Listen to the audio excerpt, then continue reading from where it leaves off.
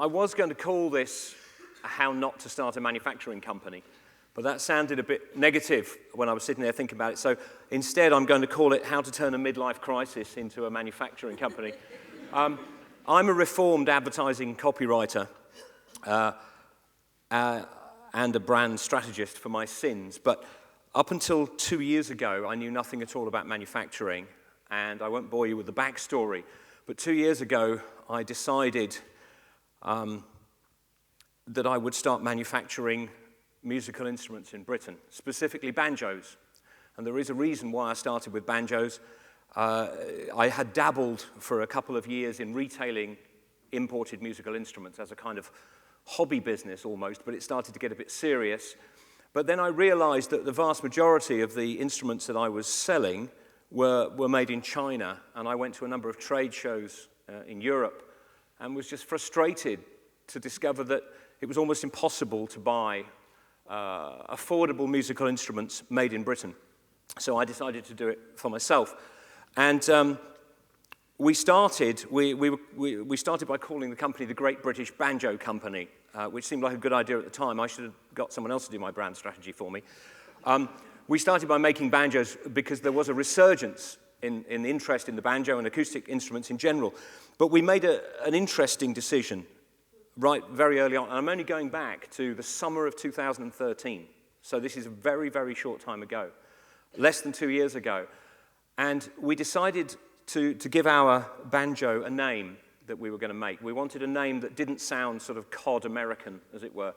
We wanted a British name for a banjo, and by far the best, in fact, probably the only interesting story about the banjo in British history is the story of the role that the banjo played in Shackleton's endurance expedition in 1914.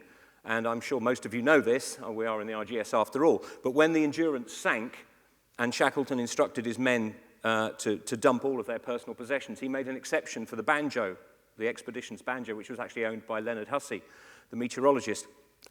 And he said, or he's reported to have said, we must have that banjo, it's vital mental medicine. So we called our banjo the Shackleton, and we adopted that strapline, vital mental medicine. And we tried to follow these 4 principles that any brand worth its salt, and I'd spent a lot of time working with other people's brands, has 4 characteristics: authenticity, being highly distinctive, having a compelling emotional story, and striving for excellence. And whether it's John Lewis or Apple or any other brand that you seriously admire in one way or another, you will, if you think about it, you'll probably find that they have those 4 characteristics in common. We tried to adopt that. Now, you'll have noticed that the logo for the Great British Banjo Company doesn't appear up there, and there's a very simple reason for that. We launched, I was told, incidentally, in the late summer of 2013 that my idea was uninvestable. The NatWest Bank, God bless them, wouldn't lend me any money, and no one would give me any money either. So we went to Kickstarter, the crowdfunding platform, and we told this story that we were going to manufacture banjos in Britain inspired by Ernest Shackleton and his heroic companions. And a very interesting thing happened. We raised far more money than we anticipated. We set a target of £30,000. I set the target deliberately high because I thought I'd rather fail than sort of get just enough money to not do it very well. But actually, we raised nearly £50,000. And a substantial amount of that money came from people who didn't play the banjo. And this was what set us off on a new journey. What happened was that people literally from all over the world, the United States, Europe, the Far East, Russia, South America, South Africa, contacted us and said, I don't play the banjo, but I love the Shackleton story and I love things made in Britain. What else do you make? And that question sort of I chewed over for a little while. And we knew we had a compelling brand story, in other words. You know, it wasn't my brand story, obviously. I'm not a Shackleton. But I'll tell you how we got to that point in a moment. What we now do, I quickly realized that banjos is quite a tough way to earn a living. We opened a little banjo factory in Norwich, in Norfolk. I have 2 full-time instrument makers, one of them was filling shelves in Tesco's, and one of them was rubbing down windows for a replacement window company, but both were trained cabinet makers, and one was a trained classical guitar maker. And I hired them both. And last year, in 2014, we made and shipped 250 British banjos around the world, the first banjo factory in Britain for more than 60 years. But what was kind of more interesting was that we followed that question, what else do you make, with the answer, what would you like? And people said, our banjo-playing customers are very interested in drinking beer. And they're interested in wearing nice jumpers. So the first things we made was beer and jumpers. I'm wearing one of the lovely jumpers now. We just made two rules for ourselves. One was that whatever we manufactured, we would manufacture in Britain. I'm not remotely interested in designing things and having them made in the Far East. We make them in Britain exclusively, and I'm a bit of a zealot about that. Some of the components and some of the materials we import, because it's not a perfect world. But everything we make is made in Britain. And we started with beer and knitwear, and we've moved on to outerwear, jackets, and so on. We're about to open the first Shackleton Cafe. And so we make premium instruments in our own Norwich factory. And this is what I meant about how not to start a factory. People told us we couldn't do this, but we're doing it. And we're churning out very, very high quality, beautifully crafted instruments using fairly low technology and highly developed skills. We make beer, but I'm not a brewer. So we first of all went to a tiny Norfolk brewery, and then we've now moved it to a brewery in Essex, in Brentwood, the home of Towie. But they have a fabulous family craft brewery there who make our Shackleton beers for us. We make our knitwear in Leicester, in a factory that was sort of underused, a very highly developed knitwear factory with a long history, but they had spare capacity. So they've decided to work with us to help us build our brand, and they make our sweaters, which are inspired by photographs of Shackleton from 100 years ago. In fact, this is a virtual replica of a very well-known picture of Shackleton. And we funded that on Kickstarter as well. It's our second Kickstarter, which finished at the end of January this year, and we raised another £35,000 on that and sold hundreds of sweaters and took orders for things that don't exist yet around the world. And the picture in the middle there is a gentleman, one of the staff at the so-called Penguin Post Office on the Antarctic Peninsula, where they sell our sweaters to tourists, which is kind of fun. They were our first trade customer. The clothing collection, as you can see, is based on photographs of Shackleton. These little sketches, people not only told me that we were uninvestable, but they said, but you need a designer. So I painted these little watercolors one evening, and my wife came home. She'd been out. She came home and said, what on earth have you been doing? And I said, I painted these little pictures. And she said, I think you should get a designer. But I didn't. We put those on Kickstarter, and people started to buy them, which just goes to show that don't let anyone tell you you can't do things. We're about to open our first Shackleton Cafe in Norwich. A year-long experiment. It's a licensing of the brand, a year-long experiment. If that works, then we're going to roll those out. But the link is, people sometimes say to me, well, so what's the connection? This is all a bit weird. Jumpers, beer, cafe, banjos. Well, the connection isn't that difficult to understand. We know what our demographic is. Our core demographic, essentially, is middle-aged blokes. It's blokes like me, and blokes who like to think they're in their mid-30s, but they're not really. But the odd thing about it is that there's a sort of drawing up of young people, because we're very on trend, as they say, for young men with undercuts and beards. And the whole phenomenon of, the boyfriend jumper and the boyfriend jeans. We get young women are buying our stuff as well. Everything has this sort of spirit and authentic connection to the story. And one of the important things I did before anyone says, hang on a minute, you can't go around using that name Shackleton.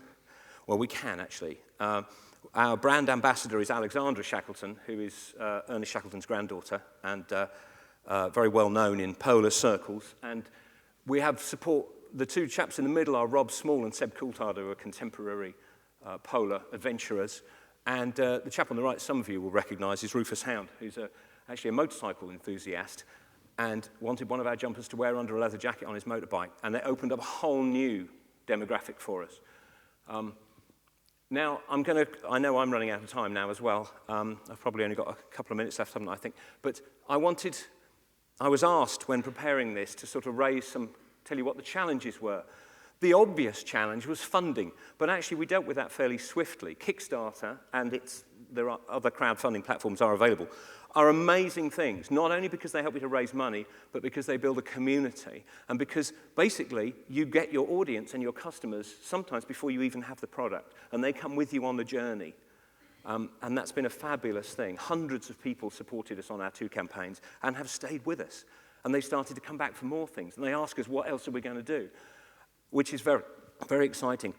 Kickstarter, if you imagine, the classic iceberg metaphor, Kickstarter's the tip of the iceberg. We needed more money than that.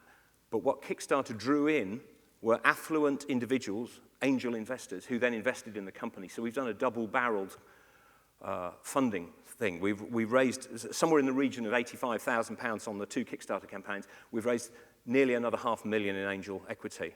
These aren't hard-nosed VCs. They're basically affluent romantics. So they understand the story. So that isn't really the big challenge, even though I was told it was uninvestable. The biggest challenges for us have been finding people to make the products for us. I had to search long and hard to find a knitwear factory. I eventually found one who we've now developed an incredibly close relationship with. I had to search even longer and harder to find people to make jackets and jeans, and I'm still trying to find someone to make boots. So that's been a real challenge for us. The second challenge has been what I'm referring to there as the Tesco price mentality. Making things in Britain, by definition, as someone said earlier on, is expensive. Labour costs are high, of course, and so they should be. Therefore, our products are more expensive than your average thing. This sweater retails at about £125. So you can buy something that looks vaguely like this for about £75 or £60. But it won't be as good as this for a number of reasons. This is a seamless one-piece jumper made in a traditional manner, admittedly on machine, but made just like fishermen's wives used to make them on 4 needles 100 years ago. But we have to fight against that, and that's where the branding comes in. That's where the story helps people over that price challenge.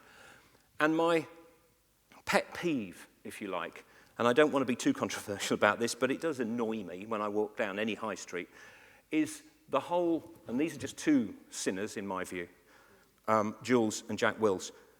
If you go into any Jack Wills store, you can trip over Union Jack bunting. And there's a picture on their website of a handsome young man wrapped in a sort of throw, which is a Union Jack print. And their strapline is fabulously British. And it's all British, British, British. They don't make a single thing in Britain. They do buy some shoes from a British manufacturer. That's it.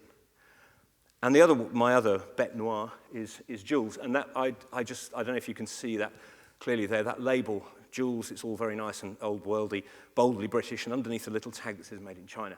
And I just think there's a kind of irony about that. Now, I'm not anti-making things in China, don't get me wrong. I'm just anti-people waving a British flag and saying it's made in China. But brand theory says you should always have an enemy. And Richard Branson decided that British Airways was his enemy when he only had one aeroplane for Virgin Atlantic. And I kind of decided that these guys are my enemies. I'm sure they're wonderful people, actually. And there's no disrespect to them, but we're just trying to take a different route. So if anyone tells you, if you're thinking of setting up manufacturing in Britain, that you need a factory and that you are uninvestable and that you don't know anything about manufacturing, it's not true, because I was 50, I'm 56 now, I was 54 when I had this idea, way too late.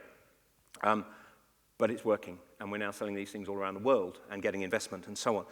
So we're not a high-tech business at all, but we are a business that's, in one way or another, trying to be part of what I think is a movement. I meet people all over the place, small, little guys like me, and young people who are trying to make things in Britain. And it's very exciting to be part of that movement, but it does have its challenges, but they're not necessarily the challenges you think they are. Anyway, I better stop. Thank you very much.